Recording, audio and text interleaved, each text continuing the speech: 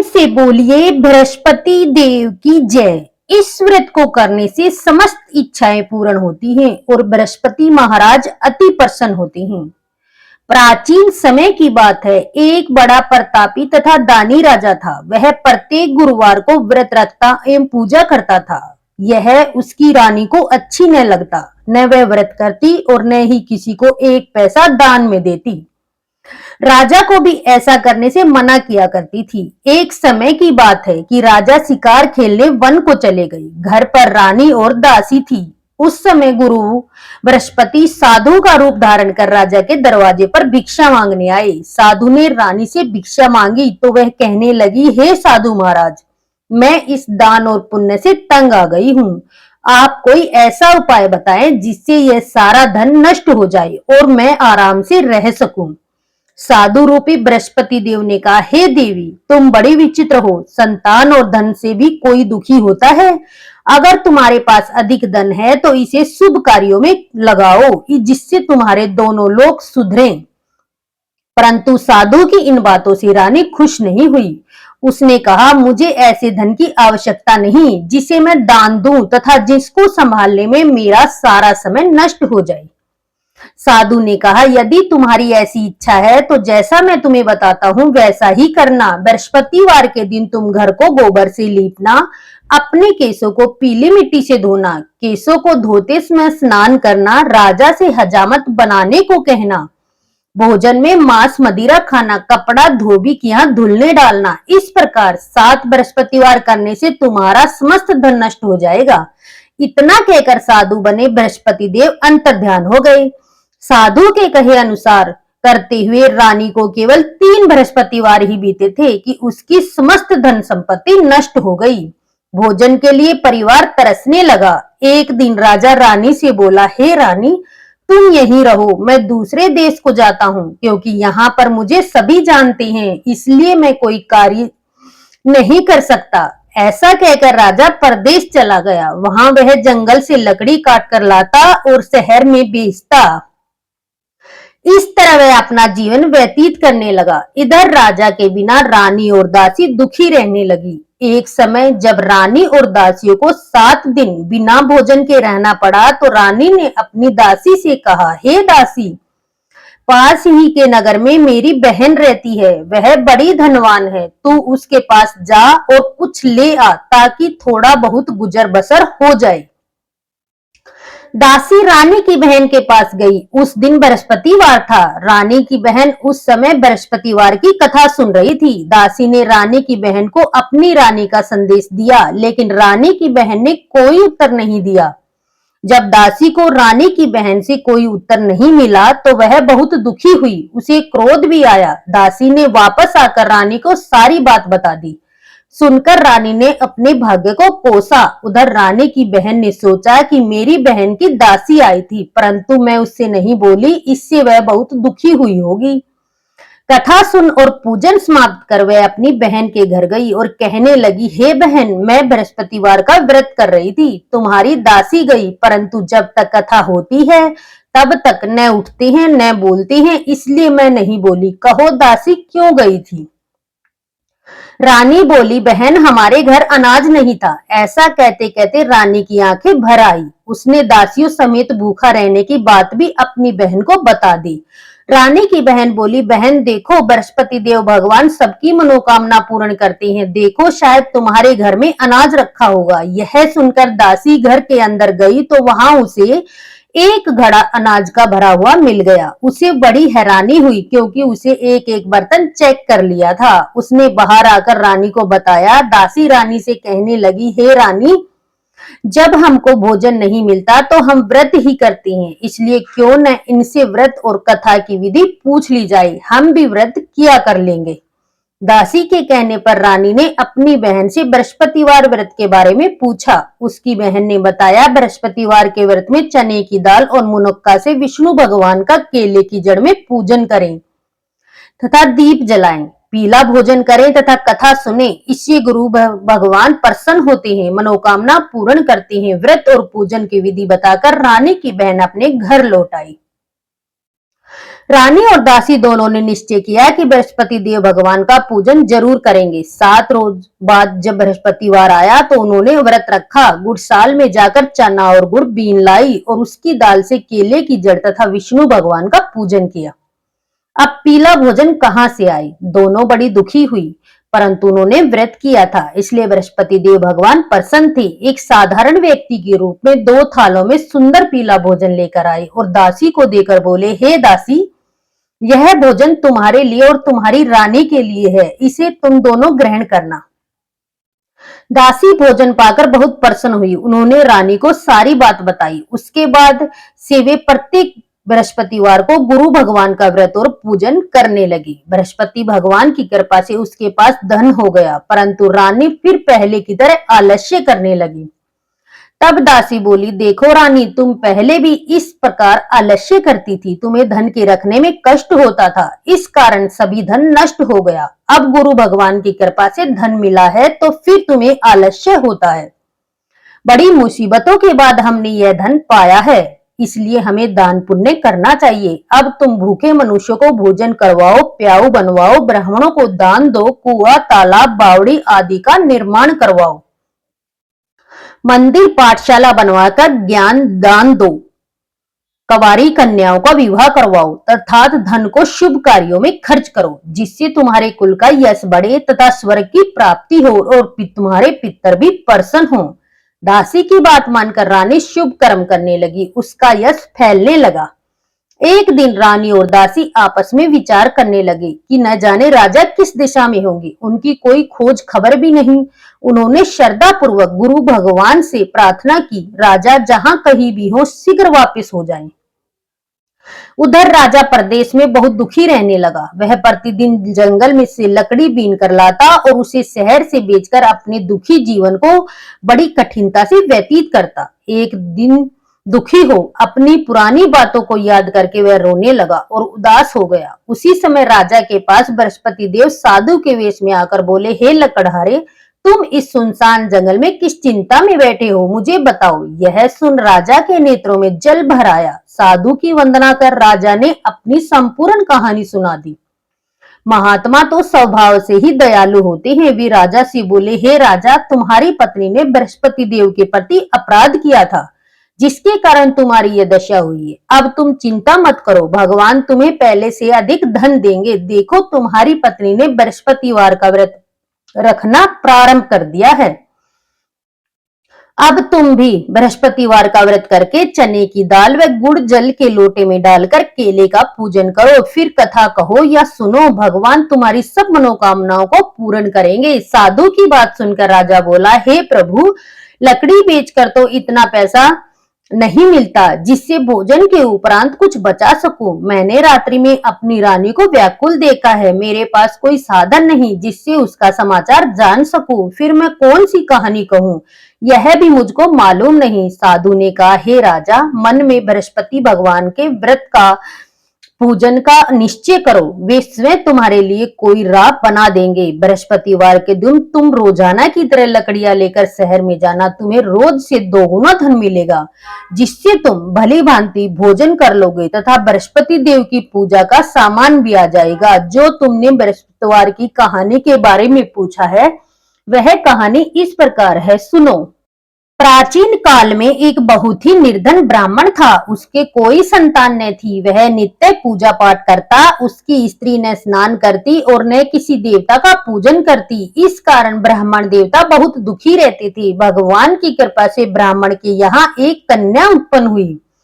कन्या बड़ी होने लगी। प्रातः स्नान करके वह विष्णु भगवान का जाप करती, बृहस्पतिवार का व्रत भी करने लगी। पूजा पाठ समाप्त कर पाठशाला जाती तो अपनी मुट्ठी में जौ भर ले जाती और पाठशाला के मार्ग में डालती जाती। लौटते समय वही जौ स्वर्ण के हो जाते, जो उनको बीन कर वह घर ले आती। एक दिन यह बालिका सूप में उन सोने के जौ को फटकार कर साफ कर रही थी। तभी उसकी माँ ने देख लिया और कहा, हे बेटी, सोने के जौ को फटकारने के लिए सोने का सूप भी होना चाहिए। दूसरे दिन गुरुवार था। कन्या ने व्रत रखा और बृहस्पति देव से सोने का सूप देने की प्रार्थना की। बृहस्पति देव ने उसकी प्रार्थना स्वीकार कर ली। रोजाना की तरह वह कन्या जौ फैलाती हुई पाठशाला चली गई। पाठशाला से लौटकर जब वह जौ बीन रही थी तो बृहस्पति देव की कृपा से उसे सोने का सूप भी मिला। उसे वह घर ले आई और उससे जौ साफ करने लगी, परंतु उसकी माँ का वही ढंग रहा। एक दिन की बात है, कन्या सोने के सूप में जब जौ साफ कर रही थी, उस समय उस नगर का राजकुमार वहीं से निकला। कन्या के रूप और कार्य को देखकर वह उस पर मोहित हो गया। राजमहल आकर वह भोजन तथा जल त्याग कर उदास होकर लेट गया। राजा को जब राजकुमार द्वारा अन्न त्यागने का समाचार ज्ञात हुआ तो उसने अपने मंत्रियों व अपने पुत्र के पास आया और पूछा।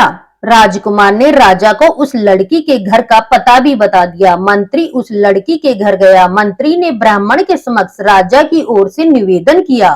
कुछ ही देर बाद ब्राह्मण की कन्या का विवाह राजकुमार के साथ संपन्न हो गया। कन्या के घर से जाते ही ब्राह्मण के घर में पहले की भांति गरीबी का निवास हो गया। एक दिन दुखी होकर ब्राह्मण अपनी पुत्री से मिलने गए।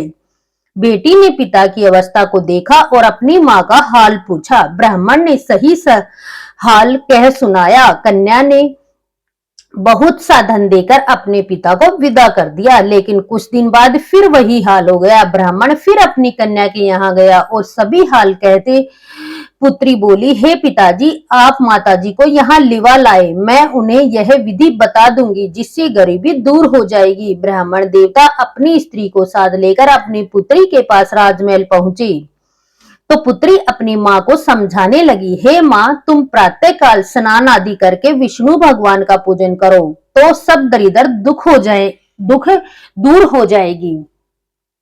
परंतु उसकी माँ ने उसकी एक भी बात नहीं मानी। वह प्रातः काल उठकर अपनी पुत्री की बची जूठन को खा लेती थी। एक दिन उसकी पुत्री को बहुत गुस्सा आया। उसने अपनी माँ को एक कोठरी में बंद कर दिया। प्रातः उसे स्नान आदि करवा के पूजा पाठ करवाया तो उसकी माँ की बुद्धि ठीक हो गई। उसके बाद वह नियम से पूजा पाठ करने लगी और प्रत्येक बृहस्पतिवार को व्रत करने लगी। इस व्रत के प्रभाव से मृत्यु के बाद वह स्वर्ग को गई। वह ब्राह्मण भी सुख पूर्वक इस लोक का सुख भोगकर स्वर्ग को प्राप्त हुआ। इस तरह कहानी कहकर साधु बने देवता वहां से लोप हो गए। धीरे धीरे समय व्यतीत होने पर फिर बृहस्पतिवार का दिन आया। राजा जंगल से लकड़ी काटकर शहर में बेचने गया। उसे उस दिन और दिनों से बहुत अधिक धन मिला। राजा ने चना गुड़ आदि लाकर बृहस्पतिवार का व्रत किया। उस दिन से उसके सभी कलेश दूर हो गए, परंतु जब अगले गुरुवार का दिन आया तो वह बृहस्पतिवार का व्रत करना भूल गया। इस कारण बृहस्पति भगवान नाराज हो गए। उस दिन उस नगर के राजा ने विशाल यज्ञ का आयोजन किया था तथा उसने समस्त राज्य में घोषणा करवा दी कि सभी मेरे यहाँ भोजन करने आवे, किसी के घर चूल्हा न जले। इस आज्ञा को न मानेगा उसको फांसी दे दी जाएगी। राजा की आज्ञा अनुसार राज्य के सभी वासी राजा के भोज में सम्मिलित हुए, लेकिन लकड़हारा कुछ देर से पहुंचा, इसलिए राजा उसको अपने साथ महल में ले गए। जब राजा लकड़हारे को भोजन करा रहा था तो रानी की दृष्टि उस खूंटी पर पड़ी जिस पर उसका हार लटका हुआ था। उसे हार खूंटी पर लटका दिखाई नहीं दिया। रानी को निश्चय हो गया कि मेरा हार इस लकड़हारे ने चुरा लिया। उसी समय सैनिक बुलाकर उसको जेल में डलवा दिया गया। लकड़हारा जेल में विचार करने लगा कि न जाने कौन से पूर्व जन्म के कर्म से मुझे यह दुख प्राप्त हुआ है, और जंगल में मिले साधु को याद करने लगा। तत्काल बृहस्पति देव साधु के रूप में प्रकट हो गए और कहने लगे, अरे मूर्ख, तूने बृहस्पति देवता की कथा नहीं की, उसी कारण तुझे यह दुख प्राप्त हुआ है। अब चिंता मत कर, बृहस्पतिवार के दिन जेल खाने के दरवाजे पर तुम्हें 4 पैसे पड़े मिलेंगे। उससे तू बृहस्पतिवार की पूजा करना तो तेरे सब कष्ट दूर हो जाएंगे। अगले बृहस्पतिवार उसे जेल के द्वार पर 4 पैसे मिले। राजा ने पूजा का सामान मंगवाकर कथा कही और प्रसाद बांटा। उसी रात्रि में बृहस्पति देव ने उस नगर के राजा को सौपन में कहा, हे राजा, तूने जिसे जेल में बंद किया उसे कल छोड़ देना, वह निर्दोष है। राजा प्रातः उठा और खूंटी पर हार टंगा देखकर लकड़हारे को बुलाकर क्षमा मांगी। तब राजा के योग्य सुंदर वस्त्राभूषण भेंट कर उसे विदा किया। गुरुदेव की आज्ञा अनुसार राजा अपने नगर को चल दिया। राजा जब नगर के निकट पहुंचा तो उसे बड़ा ही आश्चर्य हुआ। नगर में पहले से अधिक बाग, तालाब, कुएं और बहुत सी धर्मशालाएं, मंदिर आदि बने हुए थे। राजा ने पूछा कि यह किसका बाग और किसकी धर्मशाला है। तब नगर के सब लोग कहने लगे, यह सब रानी और दासी द्वारा बनवाए गए हैं। राजा को आश्चर्य हुआ और गुस्सा भी आया कि उसकी अनुपस्थिति में रानी के पास इतना सारा धन कैसे आ गया। जब रानी ने यह खबर सुनी कि राजा आ रहे हैं तो उसने अपनी दासी से कहा, हे दासी देख, राजा हमको कितनी बुरी हालत में छोड़ गए थे, वह हमारी ऐसी हालत देखकर लौट न जाएं, इसलिए तू दरवाजे पर खड़ी हो जा। रानी की आज्ञा अनुसार दासी दरवाजे पर खड़ी हो गई और जब राजा आए तो उसने अपने साथ महल में लिवा लाई। तब राजा ने क्रोध करके अपनी तलवार निकाली और पूछने लगा, बताओ यह धन तुम्हें कैसे प्राप्त हुआ। तब रानी ने सारी कथा कह सुनाई। राजा ने निश्चय किया कि मैं रोजाना दिन में 3 बार कहानी कहा करूंगा और रोज व्रत किया करूंगा। अब हर समय राजा के दुपट्टे में चने की दाल बंधी रहती तथा दिन में 3 बार कथा कहता। एक रोज राजा ने विचार किया कि चलो अपनी बहन के यहाँ हो आऊं। इस तरह का निश्चय कर राजा घोड़े पर सवार हो अपनी बहन के यहाँ चल दिया। मार्ग में उसने देखा कि आदमी एक मुर्दे को लिए जा रहे हैं। उन्हें रोककर राजा कहने लगे, अरे भाइयों, मेरी बृहस्पतिवार की कथा सुन लो। वे बोले, लो हमारा तो आदमी मर गया और इसको अपनी कथा की पड़ी है। परंतु कुछ आदमी बोले, अच्छा कहो, हम तुम्हारी कथा भी सुनेंगे। राजा ने दाल निकाली और कथा कहनी शुरू कर दी। तब राजा ने आधी कथा ही कही थी कि मुर्दा हिलने लगा और जब कथा समाप्त हो गई तो वह मुर्दा राम राम करता हुआ बैठा हो गया। राजा आगे बढ़ा। उसे चलते चलते शाम हो गई। आगे मार्ग में उसे किसान खेत में हल चलाता मिला। राजा ने उसे कथा सुनाने का आग्रह किया लेकिन वह नहीं माना। राजा आगे चल पड़ा। राजा के हटते ही बैल पछाड़ कर गिर गए तथा किसान के पेट में बहुत जोरों का दर्द होने लगा। उसी समय किसान की माँ रोटी लेकर आई। उसने जब देखा तो उसने पुत्र से सब हाल पूछा।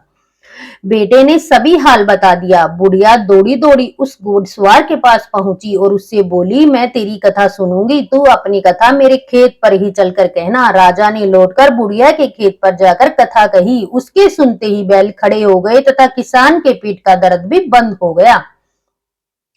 राजा अपनी बहन के घर पहुंच गया। बहन ने भाई की खूब मेहरबानी की। दूसरे रोज प्रातःकाल राजा जागा तो वह देखने लगा कि सब लोग भोजन कर रहे हैं। राजा ने अपनी बहन से जब पूछा, ऐसा कोई मनुष्य है जिसने भोजन नहीं किया हो, जो मेरी बृहस्पतिवार की कथा सुन ले। बहन बोली, हे भैया, यह देश ऐसा ही है, यहाँ लोग पहले भोजन करते हैं, बाद में कोई काम करते हैं। फिर वह एक कुम्हार के घर गई जिसका लड़का बीमार था। उसे मालूम हुआ कि उसे यहाँ 3 दिन से किसी ने भोजन नहीं किया है। रानी ने अपने भाई की कथा सुनने के लिए कुम्हार से कहा। वह तैयार हो गया। राजा ने जाकर बृहस्पतिवार की कथा कही जिसको सुनकर उसका लड़का ठीक हो गया। अब तो राजा को प्रशंसा होने लगी। एक दिन राजा ने अपनी बहन से कहा, हे बहन, मैं अब अपने घर जाऊंगा, तुम भी तैयार हो जाओ। राजा की बहन ने अपनी सास से अपने भाई के साथ जाने की आज्ञा मांगी। सास बोली, हाँ चली जा, मगर अपने लड़के को मत ले जाना क्योंकि तेरे भाई के कोई संतान नहीं होती। बहन ने अपने भाई से कहा, हे भाई, मैं तो चलूंगी मगर कोई बालक नहीं चलेगा। अपनी बहन को भी छोड़कर दुखी मन से राजा अपने नगर को लौट आया। राजा ने अपनी रानी से सारी बात बताई और बिना भोजन किए वह सैया पर लेट गया। रानी बोली, हे प्रभु, बृहस्पति देव ने हमें सब कुछ दिया है, वे हमें संतान भी अवश्य देंगे। उसी रात बृहस्पति देव ने राजा को सौपन में कहा, हे राजा, उठ, सभी सोच त्याग दे, तेरी रानी गर्भवती है। राजा को यह जानकर बड़ी प्रशंसा हुई। 9वें महीने रानी के गर्भ से एक सुंदर पुत्र पैदा हुआ। जब राजा बोला, हे रानी, स्त्री बिना भोजन के रह सकती है परंतु बिना कहे नहीं रह सकती। जब मेरी बहन आए तो तुम उससे कुछ मत कहना। रानी ने हाँ कर दी। जब राजा की बहन ने यह शुभ समाचार सुना तो वह खुश हुई और तथा बधाई लेकर अपने भाई के यहाँ आ गई। रानी ने तब उसे आने का उलाहना दिया। तब भाई अपने साथ ला रहे थे, तब टाल गए, उसके साथ न आई और आज अपने आप ही भागी भागी बिना बुलाए आ गई। तो राजा की बहन बोली, भाई, मैं इस प्रकार न कहती तो तुम्हारे घर औलाद कैसे होती। बृहस्पति देव सभी मनोकामना पूर्ण करते हैं। जो सद्भावना पूर्ण बृहस्पतिवार का व्रत करता है, कथा पढ़ता है अथवा सुनता है और दूसरों को सुनाता है, बृहस्पति देव उसकी सभी मनोकामना पूर्ण करते हैं, उसकी सदैव रक्षा करते हैं। जो संसार में सद्भावना से गुरुदेव का पूजन एवं व्रत सच्चे हृदय से करते हैं, उनकी सभी मनोकामनाएं वैसे ही पूर्ण होती हैं जैसे सच्ची भावना से रानी और राजा ने बृहस्पति देव की कथा का गुणगान किया तो उसकी सभी इच्छाएं बृहस्पति देव जी पूर्ण की।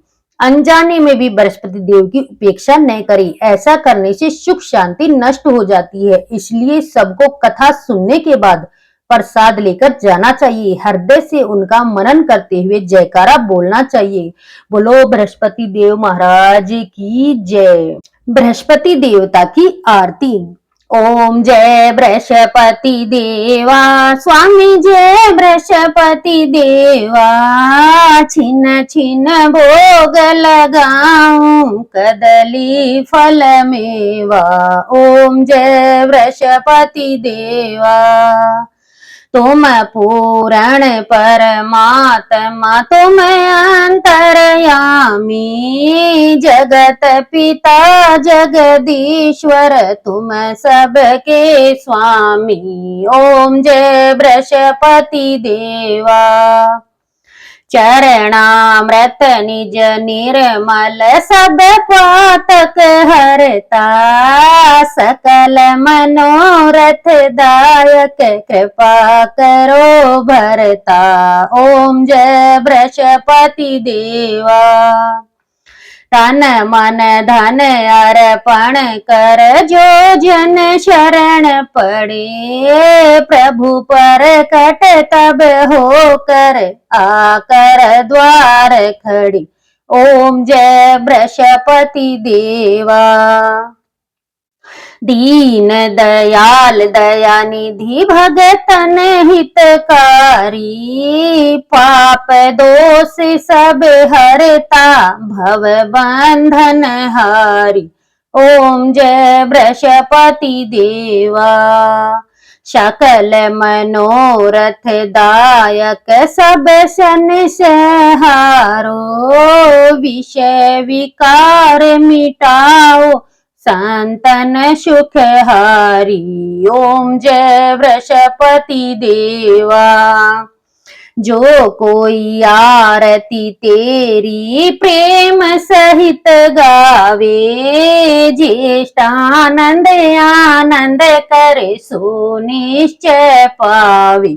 ओम जय बृहस्पति देवा। ओम जय बृहस्पति देवा।